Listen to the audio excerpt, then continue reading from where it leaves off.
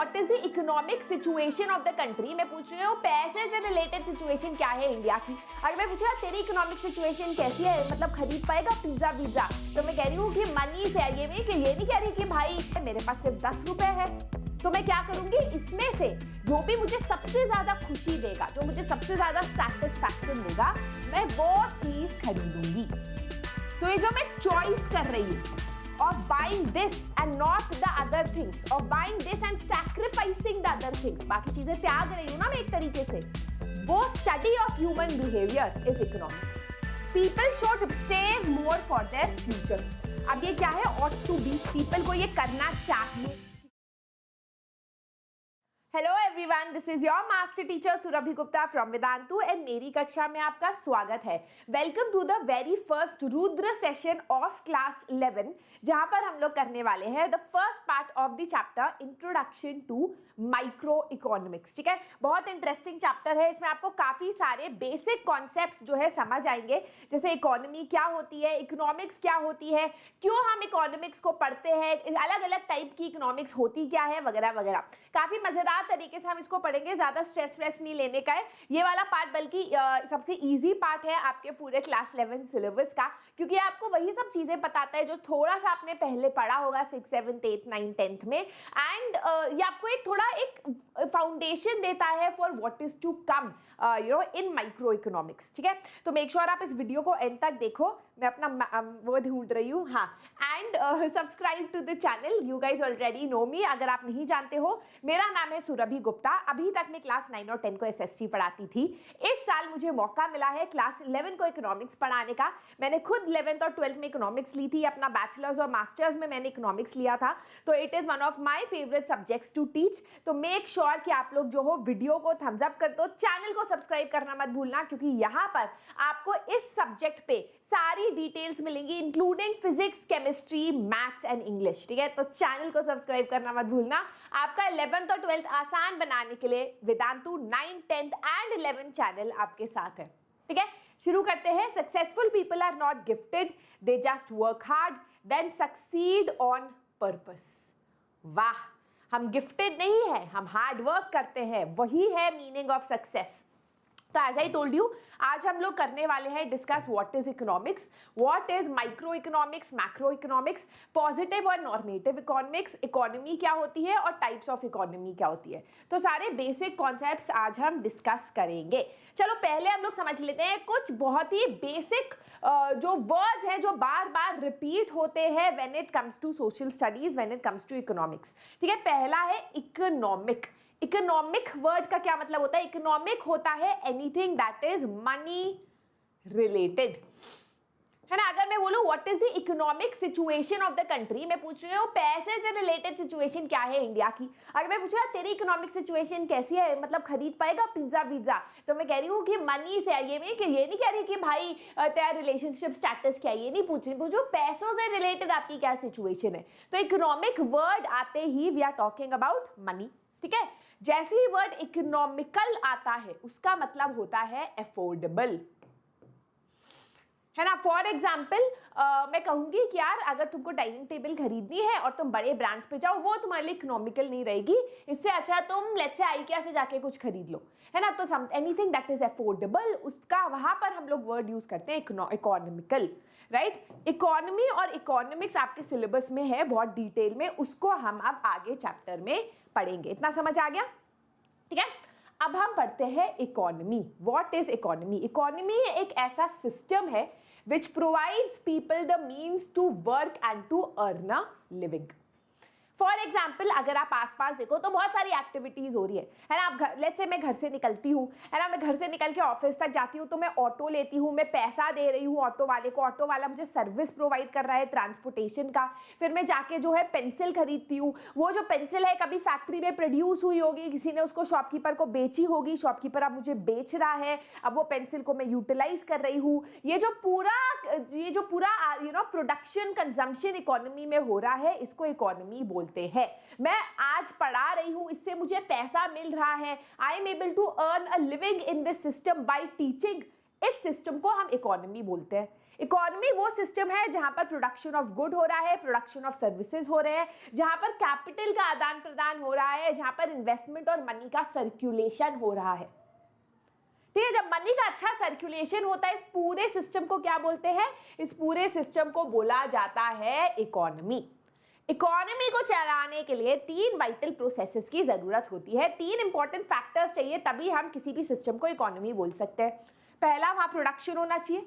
अगर कुछ प्रोड्यूस ही नहीं होगा तो इकोनॉमी ही नहीं बनेगी। जैसे यहाँ पर मैं पढ़ा रही हूँ तो कुछ प्रोड्यूस हो रहा है, I am giving you knowledge, right. दूसरा है कंजम्पशन। अगर आप लोग स्टूडेंट्स ही नहीं हो तो मैं प्रोड्यूस करके क्या करूंगी knowledge? I need to have students also. कोई पेन तभी प्रोड्यूस करेगा अगर कोई पेन से लिखने वाला होगा, है ना। तो प्रोडक्शन होना चाहिए, कंजम्पशन होना चाहिए, और तीसरा इन्वेस्टमेंट, पैसा, कैपिटल फॉर्मेशन होना चाहिए, मनी रिलेटेड वो एक्टिविटी होनी चाहिए, तभी it is a vital process of economy. बहुत जगह आप कहोगे प्रोडक्शन होगा पर कैपिटल उसमें कुछ नहीं हो रहा, प्रोडक्शन नहीं हो रहा, है ना। जैसे कि लेट्स से कि मैं यही पढ़ाई अपने बच्चे को करा रही हूँ, है ना, वहां भी नॉलेज प्रोड्यूस हो रहा है, वहां भी सर्विसेज दी जा रही है, पर वहां कुछ पैसे ना इन्वेस्टमेंट हो रहा है ना कैपिटल जा रहा है उस सेंस में, तो it is a non economic activity. लेकिन इकोनॉमिक एक्टिविटी या इकोनॉमी के रेन में क्या आता है? जब प्रोडक्शन भी होता है, कंजम्पशन भी होता है, इन्वेस्टमेंट या कैपिटल फॉर्मेशन होता है। कैपिटल मतलब पैसा। बेसिक अंडरस्टैंडिंग अगर आप समझो, अगर ये तीनों चीजें हो रही है तो हाँ, हम उसको क्या बोलेंगे कि वो इकोनॉमिक रेल्म में है। अब क्वेश्चन आता है, why should we study economics? हमें इकोनॉमिक्स क्यों पढ़नी चाहिए? बेटा, इकोनॉमिक्स हमें एक साइंस है इकोनॉमी की। ये जो पूरा पैसा इधर उधर हो रहा है, प्रोडक्शन हो रहा है, कंजम्पशन हो रहा है, इसके अलग अलग रेल्म्स को समझने के लिए हम इकोनॉमिक्स पढ़ते हैं। अब व्हाट एग्जैक्टली इकोनॉमिक्स में हमें क्या पढ़ने को मिलता है? ह्यूमन बीइंग्स के बाद अनलिमिटेड वांट्स हैं, है ना। फॉर एग्जांपल, आज जो है मुझको घर भी चाहिए, मुझे एक साल में 5 ट्रिप्स भी चाहिए, फॉरेन ट्रिप्स भी चाहिए, डोमेस्टिक ट्रिप्स भी चाहिए, डिजाइनर कपड़े भी चाहिए, नेकलेसेस भी चाहिए, है ना। मेरे पास अनलिमिटेड वांट्स है, लेकिन मेरे पास मेरी मीन्स, मेरे रिसोर्सेज, मेरी पैसे लिमिटेड है। थैंक यू वेदांतु, एक ट्रिप भी नहीं लगा पा रही मैं फॉरेन कंट्री। एनीवेज, है ना, तो मेरा जो मीन्स है, वेल्थ है, दैट इज लिमिटेड। तो economics is all about that कि आपके अनलिमिटेड वांट्स हैं, आपको चाहिए बहुत कुछ, लेकिन आपके पास जो पैसे हैं वो बहुत ज्यादा लिमिटेड है। तो यहां पर क्वेश्चन आता है कि हम क्या चॉइस करते हैं जिससे हम लोग जो अपना सामान खरीदे, that will give us maximum satisfaction. इसको हम और समझते हैं आगे, चिंता मत करो और समझेंगे, right? Economics is the studies because economics is studied because it enables us to understand different aspects of the economy. अलग अलग एस्पेक्ट्स इकोनॉमी को समझने के लिए हम इकोनॉमिक्स पढ़ते हैं। ये एक सोशल साइंस का पार्ट है, it is not truly science. मतलब ऐसा नहीं है, ये थोड़े साइंस थोड़ी प्रिडिक्शन दोनों होती है। तो SST is a social science concern with the efficient use of scarce resources to achieve maximum satisfaction of economic wants, study of how individuals and societies deal with scarcity. अब हम इसी part को इस chapter में समझने वाले हैं। Scarcity क्या होता है, मैक्सिमम सैटिस्फैक्शन हमें कब मिलेगा, कैसे मिलेगा, क्या चीजें हमें त्यागनी पड़ेगी जिससे हमें मैक्सिमम सैटिस्फैक्शन मिले, that is what economics is about. चिंता मत करो, अभी समझेंगे। इकोनॉमिक्स वर्ड 2 शब्दों से आता है, दोनों ग्रीक वर्ड्स है, ओकियोस और नेमियन, है ना। ओकियोस मतलब हाउस होल्ड, नेमियन मतलब मैनेजमेंट। तो एक तरीके से घर का मैनेजमेंट, इस वर्ड से इकोनॉमिक्स आया है, ठीक है। अब हम लोग पहले स्कार्सिटी का कॉन्सेप्ट समझते हैं। हमारे दुनिया में स्कार्सिटी, हर जगह स्कार्सिटी, अमीर से अमीर इंसान के पास भी स्कार्सिटी का कॉन्सेप्ट वो समझेगा। स्कार्सिटी तब होती है जब हमारे पास अनलिमिटेड वांट्स होते हैं, जो है ही मल्टीप्लाइंग वांट्स है ह्यूमन बीइंग्स के, पर हमारे रिसोर्सेज लिमिटेड होते हैं। जब डिमांड बहुत ज्यादा होती है पर और सप्लाई बहुत कम होती है, उसको स्कार्सिटी या हिंदी में एक तरीके की कमी बोली जाती है। हमें है ही नहीं, कमी है हमारी इस चीज की, तो उसको स्कार्सिटी बोलते हैं, ठीक है। जब goods are not readily available in the market and समाज के पास रिसोर्सेज नहीं होते कि सबके नीड सैटिस्फाई पूरा कर सके, उसको भी स्कार्सिटी बोला जाता है। Let us look at an example from an individual point of view. जैसे मैं हूं, है ना, मेरे पास 10 रुपए हैं, अब मार्केट में जो भी आइटम्स है 10 आइटम्स, वो सब 10 रुपए की है। अब मैं सब चीजें तो नहीं खरीद सकती क्योंकि मेरे पास लिमिटेड पैसा है, मेरे पास सिर्फ 10 रुपए है। तो मैं क्या करूंगी, इसमें से जो भी मुझे सबसे ज्यादा खुशी देगा, जो मुझे सबसे ज्यादा सेटिस्फैक्शन देगा, मैं वो चीज खरीदूंगी। तो ये जो मैं चॉइस कर रही हूं of buying this and not the other things, of buying this and sacrificing the other things, बाकी चीजें त्याग रही हूं ना मैं एक तरीके से, वो study of human behaviour is economics. मैंने इसी को क्यों खरीदा, मैंने बाकी चीजों को क्यों त्यागा, दैट इज इकोनॉमिक्स। अब सोसाइटी में कैसे होता है, सोसाइटी में होता है भाई, सोसाइटी के पास, गवर्नमेंट के पास भी अनलिमिटेड मनी नहीं है, गवर्नमेंट के पास भी लिमिटेड मनी है ना, लिमिटेड रिसोर्सेज है, लैंड लिमिटेड है। अब इस लैंड में एग्रीकल्चर करें या इस लैंड में माइनिंग करें या इस लैंड में लोगों का वेलफेयर करें, यहाँ पर चैरिटी ऑर्गेनाइजेशंस और स्कूल शुरू करें, ये गवर्नमेंट के सामने एक बहुत बड़ा प्रश्न होता है। गवर्नमेंट अगर कहे कि यहाँ पर चलो हम लोग स्कूल्स खोलते हैं, तो इसका मतलब कि बाकी चीजें त्यागी जा रही है जो यहाँ खुल सकती थी। तो गवर्नमेंट ने ये जो चॉइस की, इस बिहेवियर को पढ़ना इकोनॉमिक्स होता है। और ये चॉइस क्यों करना पड़ रहा है, why are we making a choice, because of scarcity. अगर स्कार्सिटी ना हो, अगर अनलिमिटेड लैंड हो, तो बात ही क्या है, right? I hope it is understandable, है ना। अच्छा, ये जो इशू है, स्कार्सिटी का इशू है, तभी होता है जब डिमांड होती है, ठीक है, ये याद रखना। Only when there is a demand there is a scarcity. For example, सड़क पे बहुत सारे सड़े हुए टमाटर रखे हुए हैं। अब क्या इसकी स्कार्सिटी है? नहीं है, क्योंकि सड़े हुए टमाटरों की डिमांड ही नहीं है, ठीक है। तो जब डिमांड होती है किसी चीज की और उसकी सप्लाई बहुत कम होती है, तब स्कार्सिटी होती है। Economics is all about the choice that you make, है ना, चूजिंग द वन ऑप्शन, एक ऐसे रिसोर्स की जिसके ऑल्टरनेटिव यूजेस होते हैं, जैसे लैंड हो गया, है ना, लेबर हो गया, और उसमें से आप एक चॉइस करते हो, उस चॉइस का स्टडी होती है इकोनॉमिक्स। समझ आई? अब ये इकोनॉमिक प्रॉब्लम होती क्या है, ये इकोनॉमिक प्रॉब्लम इसलिए होती है, I have already told you, क्योंकि हमारी अनलिमिटेड वांट्स है और हमारे लिमिटेड रिसोर्सेज है। तो यहाँ पर 3 पॉइंट्स एग्जाम में आप लिखोगे। पहला, स्कार्सिटी ऑफ रिसोर्सेज, है ना, हमारे जो भी संसाधन है, चाहे वो लैंड हो, लेबर हो, कैपिटल हो, पैसा हो, सब लिमिटेड है। पर जो ह्यूमन वांट्स है वो अनलिमिटेड है, वो मल्टीप्लाई करती रहती है। आज अगर हम लोग 10 रुपए से खुश है, कल हमें 100 रुपए चाहिए, अगर एक गाड़ी से खुश है, कल 20 गाड़ी चाहिए। हमारे वांट्स अनलिमिटेड है, लेकिन रिसोर्सेज लिमिटेड है। प्रॉब्लम ये भी है कि इन रिसोर्सेज के ऑल्टरनेटिव यूजेस है। ऐसा नहीं है कि भाई लैंड पे सिर्फ एग्रीकल्चर कर सकते हैं, लैंड पे एग्रीकल्चर भी कर सकते हैं, माइनिंग भी कर सकते हैं, घर भी बना सकते हैं। तो इसके वजह से जो हमारे अनलिमिटेड वांट्स है, उसमें हमें चॉइस करनी पड़ती है। मिल्क का एग्जाम्पल लेते हैं, है ना, मिल्क का एग्जाम्पल लेते हैं। Milk is a scarce resource. Why is it a scarce resource? क्योंकि मिल्क जो है दुनिया में लिमिटेड है, पर इसी मिल्क से हमें बटर भी बनाना है, हमें चीज भी बनाना है, हमें रसगुल्ला भी बनाना है। अब एक प्रोड्यूसर के लिए, जो मिल्क प्रोड्यूस कर रहा है, उसके लिए क्या इंपॉर्टेंट, क्या वो सोचेगा कि मैं क्या प्रोड्यूस करूं, इनमें से क्या choice produce, what choice should I make, what should I produce, so that मुझे ज्यादा से ज्यादा प्रॉफिट मिले। जो कंज्यूमर है वो क्या सोचेगा कि मिल्क की इतनी सारी चीजें हैं और मेरे पास सिर्फ 100 रुपए है, तो मैं क्या खरीदूं, मिल्क प्रोडक्ट। मिल्क प्रोडक्ट मुझे खरीदना है, ये स्कार्स रिसोर्स है ना, प्लस मेरे पास पैसे भी स्कार्स है, तो मैं क्या प्रोडक्ट खरीदूं जिससे मुझे मैक्सिमम सेटिस्फैक्शन हो। समझ रहे हो? दैट इज इकोनॉमिक्स, है ना। Accordingly society has to decide which wants are to be satisfied first and which later. This is the problem of choice. क्या आपने सोचा कि यार ठीक है, आज मैं जो है दूध खरीद लेता हूँ, कल को मेरे पास ज्यादा पैसा आ जाएगा तो मैं चीज भी खरीद लूंगा? तो आपको वेट करना होगा, उस दिन के लिए आपको त्यागना होगा rasgulla, right? That is the basic economic problem. अब अगले पार्ट पे जाने से पहले let's try some questions. Which of the following is not concerned with the problem of choice? Problem of choice कब नहीं आती है? ध्यान से पढ़ो और जल्दी से मुझे चैट बॉक्स में आंसर दो। आई नो कि वीडियो रिकॉर्डेड है, बट ट्राई करो।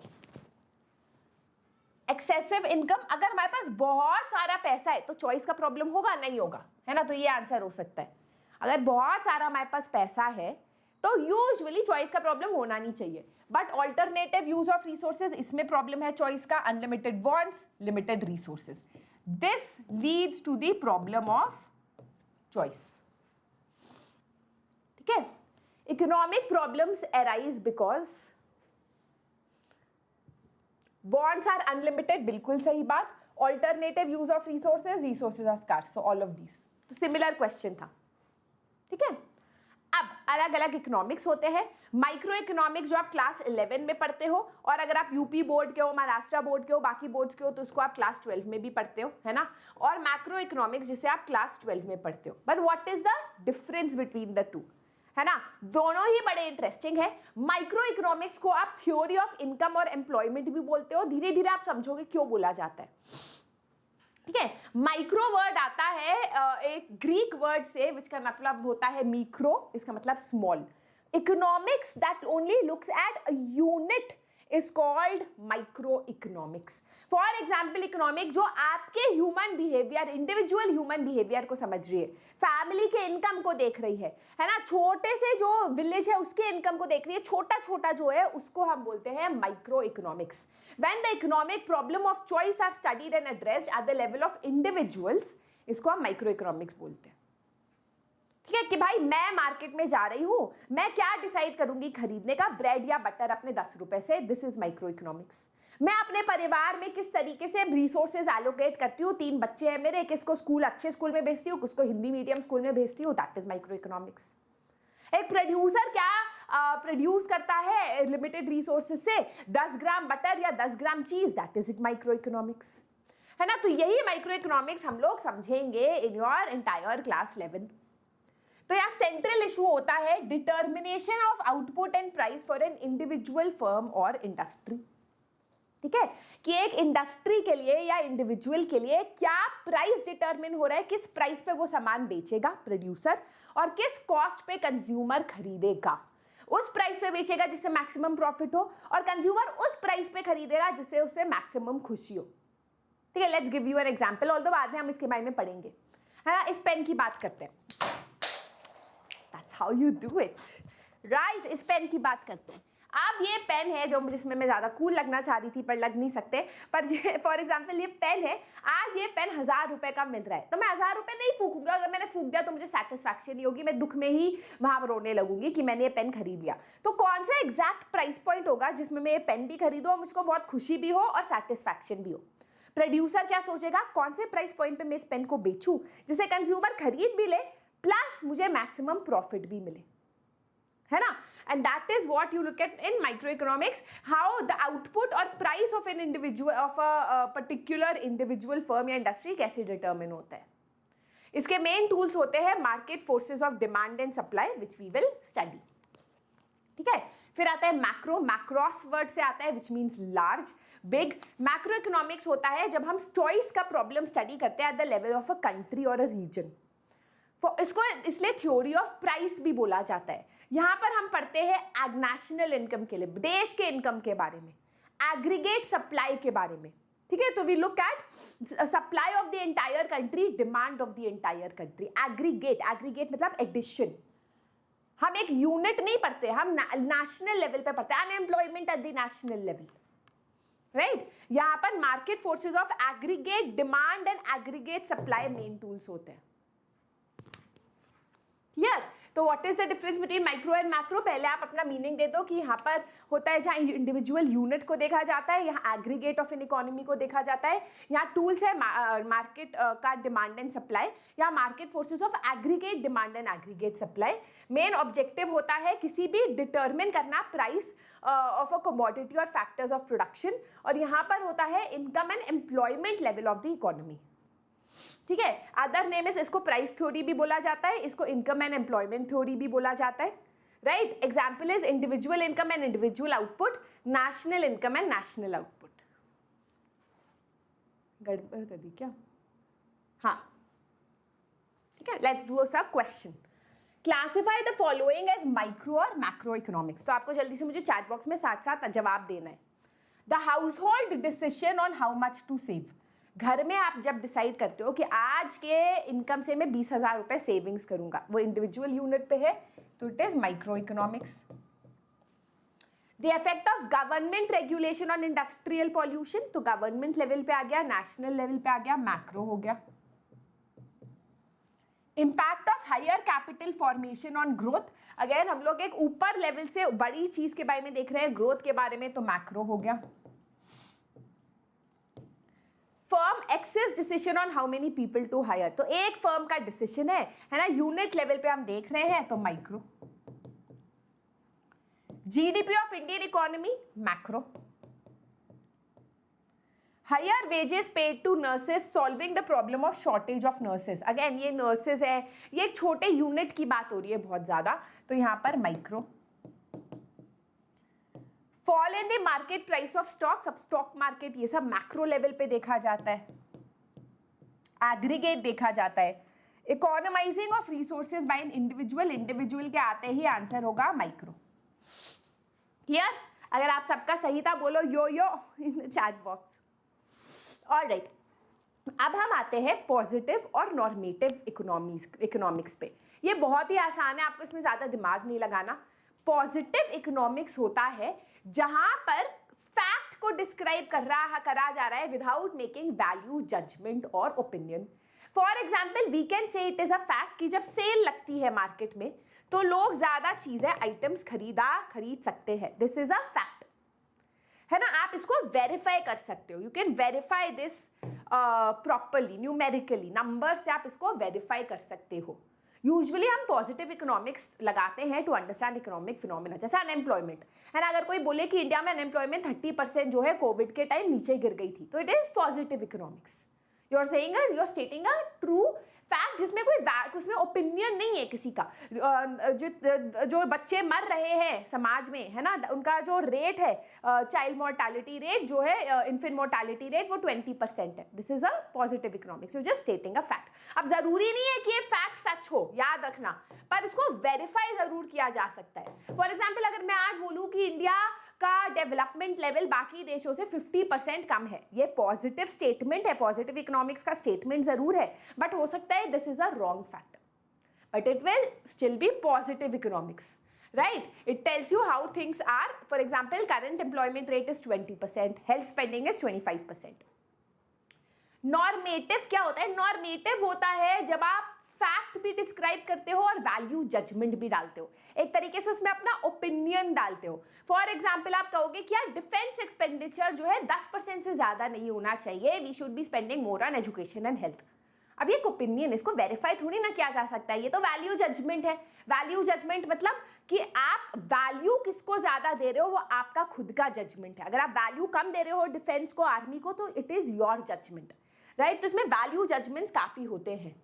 ये एक डिजायरेबल रियलिटी के बारे में बताता है, what ought to be, how things should be या ऑट टू बी, कैसी चीजें होनी चाहिए। हमें ज्यादा पैसा वेलफेयर स्कीम्स में खर्च करने चाहिए, at least 80%। That is your normative economics, ठीक है। आई थिंक ये माइक्रो मैक्रो गलत लिख लिया, यहां पर होना चाहिए पॉजिटिव और नेगेटिव। नहीं सॉरी, क्या लिख रही हूं मैं, हे भगवान। इसको बोलते हैं क्लास 9th के सेशन के बाद सीधा 11th का सेशन मत लिया करो। ऑलराइट, पॉजिटिव और नॉर्मेटिव, है ना। तो positive, I told you, descriptive होता है positive, it will only describe the situation. जो नॉर्मेटिव होता है वो प्रिस्क्रिप्टिव होता है। प्रिस्क्रिप्टिव मतलब सजेशन की तरह आपके सामने रखा जाता है। It is preparation what actually is, what ought to be. ये आपको कॉज एंड इफेक्ट रिलेशनशिप बताता है कि अगर सेल होगी तो लोग जो है ज्यादा सामान खरीदेंगे, अगर महंगाई होगी तो लोग कम सामान खरीदेंगे। एंड यहाँ पर आपको वैल्यू जजमेंट दी जाती है, ठीक है। यहाँ पर वेरीफाई कर सकते हैं हम स्टेटमेंट को थ्रू साइंटिफिक मेथड। यहाँ पर you can not verify the statement. एक एग्जाम्पल यहाँ पर दे रखा है, for example, when a price of a commodity falls, तो फिर people tend to buy more of it, है ना। आपने देखा होगा मार्केट में जाते हो 2+2 फ्री मिलता है तो आप खरीद लेते हो क्योंकि प्राइस गिर गई। बट इसको हम वेरीफाई भी कर सकते हैं, बट याद रखना मैंने पहले भी बोला, this is a positive economics, but verify करके हम इसे फॉल्स भी ठुकरा सकते हैं। It might not always be true, right. Normative होता है, फॉर एग्जाम्पल कोई बोले कि अगर हम लोग कि गरीब लोगों को सब्सिडीज देना, फ्री में इलेक्ट्रिसिटी देना, फ्री में पानी देना हमारे इकोनॉमी के ऊपर बर्डन है, तो इसको हम वेरीफाई भी नहीं कर सकते, है ना, थ्रू साइंटिफिक मेथड, और ये एक तरीके का वैल्यू जजमेंट है, एक ओपिनियन है, कंट्रोवर्शियल मैटर है, तो उसको आप नॉर्मेटिव इकोनॉमिक्स में डालोगे। लेट्स डू अ क्वेश्चन कि आपको इसमें से बताना है कौन सा पॉजिटिव स्टेटमेंट है और कौन सा नॉर्मेटिव स्टेटमेंट है, right. People should save more for their future. अब ये क्या है, ऑट टू बी, पीपल को ये करना चाहिए, किसी का वैल्यू जजमेंट है, तो इसको हम नॉर्मेटिव बोलेंगे। In India population is increasing at an alarming rate. अब यहाँ आपको स्टेटमेंट दिया गया है पॉपुलेशन बहुत ज्यादा बढ़ रही है, इसको वेरीफाई किया जा सकता है, इसलिए हम इसको पॉजिटिव बोलेंगे। The government should impose heavy taxes on rich people. अब शुड इम्पोज, करना चाहिए, तो ये नॉर्मेटिव हो गया। Smoking should be discouraged in the world, should be आ गया तो नॉर्मेटिव हो गया। In India tax rate slabs increase with increase in income. जल्दी से चैट बॉक्स में बता दो, चैट बॉक्स। इन इंडिया जब आपका इनकम बढ़ता है, आमदनी बढ़ता है, तो इनकम तो उससे जो है जब इनकम बढ़ता है तो उससे टैक्स भी बढ़ता है। तो स्टेटमेंट दे रखा है और सही स्टेटमेंट है, इसको वेरीफाई किया जा सकता है, तो पॉजिटिव। सही है या नहीं, but we can verify it. Higher interest rate induces people to save more out of their income. तो जब हायर रेट ऑफ इंटरेस्ट होता है तो लोग सेविंग ज्यादा करते हैं। Again we can verify it, it happens, it is, है ना, ऐसा शुड भी नहीं बोला गया है, तो it is a positive statement. High taxes on cigarette discourage smoking. ये इंटरेस्टिंग है क्योंकि यहाँ पर एक तरीके मतलब इसमें स्टेटमेंट बता रखा है कि जब टैक्स जो है हम ज्यादा करते हैं तो स्मोकिंग लोग कम करते हैं। अगर यहाँ यही लिखा होता कि we should place high tax on cigarette as it will discourage smoking, ये आपका नॉर्मेटिव हो जाता, पर यहाँ क्योंकि स्टेटमेंट दे रखा है it is positive. Government should put more effort to reduce pollution. अब शुड आ गया, शुड पुट मोर एफर्ट, तो ये नॉर्मेटिव हो गया, ये रियलिटी नहीं है, ये बता रही है कि क्या रियलिटी होनी चाहिए। ठीक है, अब हम लोग आते हैं final part of the session पे, and that is types of economies. ये सारी जो इकोनॉमिक एक्टिविटीज की हम बात कर रहे हैं, कितना प्रोड्यूस होना चाहिए, कितना कंज्यूम होना चाहिए, कितना पैसा जो है अलग अलग एक्टिविटीज में डालना चाहिए, इन सब चीजों में गवर्नमेंट का इंटरवेंशन जरूर होता है। अब वो ज्यादा इंटरवेंशन होता है, कम इंटरवेंशन होता है, वो डिपेंड करता है कि आप कौन सी इकोनॉमी में रह रहे हो। We have 3 kinds of economies, controlled या सेंट्रली प्लान्ड इकोनॉमी। बहुत सारे देश जैसे आपका मॉस्को हो गया, रशिया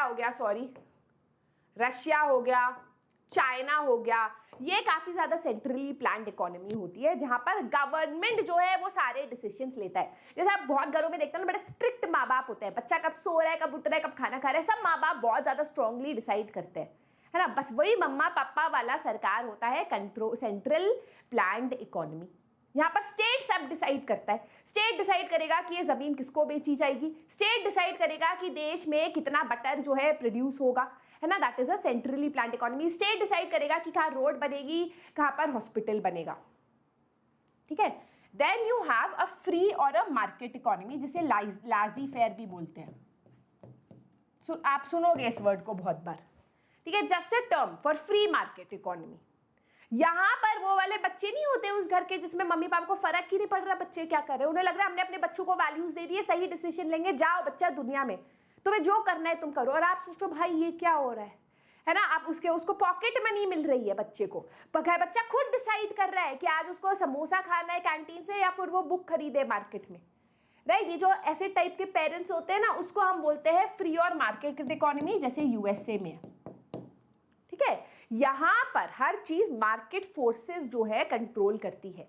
क्या यहाँ पर हॉस्पिटल बनेगा, डिपेंड करता है क्या यहाँ डिमांड है तो हाँ हॉस्पिटल बनेगा, प्रॉफिट बनेगा तो हाँ हॉस्पिटल बनेगा, right. So that is decided by the market economy. फिर आता है आपका मिक्स्ड इकोनॉमी, जो इंडिया में है। इंडिया कभी कुछ डिसाइड नहीं करता, आप नोटिस करना। हाँ, कोई आपसे पूछेगा इंडिया में कि आपको बहुत मिर्ची चाहिए या फिर आपको चीनी चाहिए, तो आप कहोगे मिक्स कर दो, मीडियम कर दो। We are always like that, हमें फिक्स चाहिए, सब कुछ चाहिए। तो we are a mixed economy, जहां पर मार्केट और गवर्नमेंट दोनों ही चीजों को कंट्रोल करती है। फॉर एग्जाम्पल स्कूल की बात करें, हमारे यहाँ प्राइवेट स्कूल्स भी है ना, कहीं भी आ सकते हैं प्राइवेट स्कूल्स, और बहुत जगह गवर्नमेंट भी एजुकेशन में पैसा डाल के स्कूल्स बनाती है, जिससे कि जहां पर प्राइवेट स्कूल्स नहीं आ पा रहे या नहीं आएंगे, जैसे ट्राइबल एरियाज, विलेज एरियाज, वहां प्रॉफिट नहीं है, वहां गवर्नमेंट स्कूल्स खड़ी करके सोशल वेलफेयर का काम करती है। है ना. So that is an example of mixed economy. Let's understand exactly क्या डिफरेंस है. कंट्रोल्ड और सेंट्रली प्लान्ड इकोनॉमी में सब कुछ इकोनॉमी जो है is controlled by the government. Free market में control by the market. Mix में मार्केट भी होता है बट गवर्नमेंट उसको रेगुलेट करती है ना.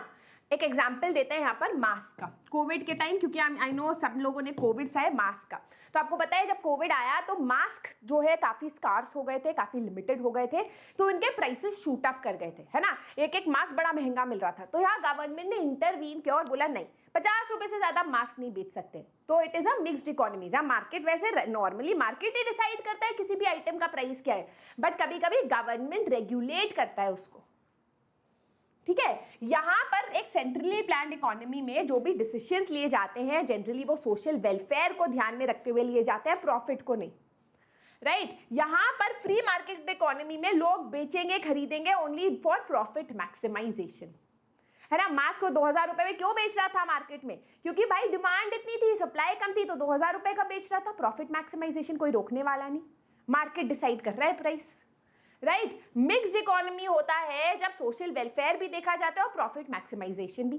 प्राइवेट स्कूल भी है प्रॉफिट मैक्सिमाइजेशन के लिए, सरकार भी स्कूल खड़ा कर रहा है जिससे सोशल वेलफेयर भी हो. Right.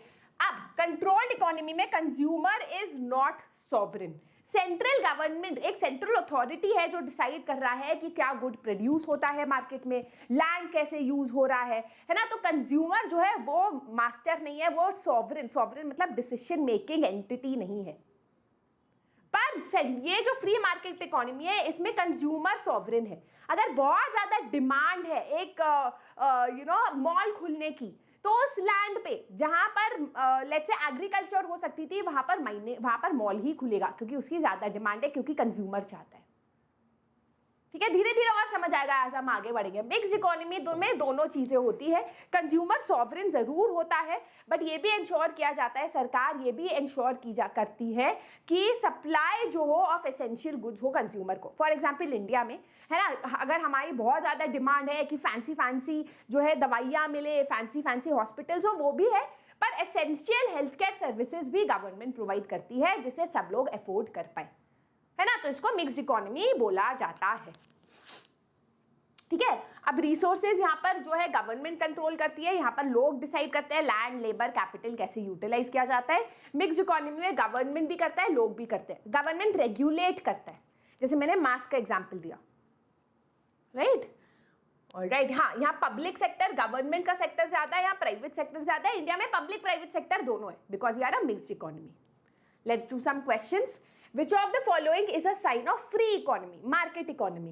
The prices are regulated. नहीं, prices तो regulate नहीं होते free market economy में. The prices are partly regulated.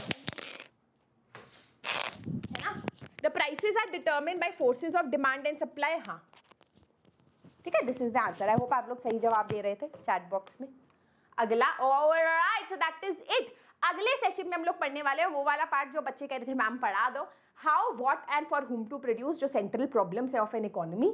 Production possibility curve के सारे जो permutation combination and opportunity cost. ठीक है. We are going to be doing in the next session. Now before I give you the homework questions, just a reminder for all of you जो शायद इस बात को जानते नहीं है, पर अगर आप जेईई की तैयारी कर रहे हो, अगर आप इंजीनियरिंग की तैयारी कर रहे हो, तो वेदांतु में वी हैव अ दृष्टि जेईई बैच जो पूरे क्लास 11 में आपका साथ देगी, आपको रिविजन कराएगी, आपके डाउट सॉल्व करेगी क्लास में, आपको रेफरेंस बुक्स होगी हमारी वेदांतु तत्वा बुक्स, है ना, वो आपको मिलेगी. एंड नोट और बहुत चीजें आपको यहाँ पर मिलेगी. ठीक है. जो आप बोलो, जैसे रेफरेंस बुक्स हो गई, क्लास डाउट सॉल्विंग, क्लास के बाद अगर डाउट सॉल्विंग हो गया, लाइव क्लासेस हो गई, रिप्ले ऑफ सेशंस हो गए, ये सारी चीजें. पेडागॉगी एक ऐप है जहां पर आईआईटी, जेईई, नीट, इन सबकी सारी इंपॉर्टेंट जो रेफरेंस बुक्स है फ्री में आपको पेडागॉगी ऐप में मिलेगा.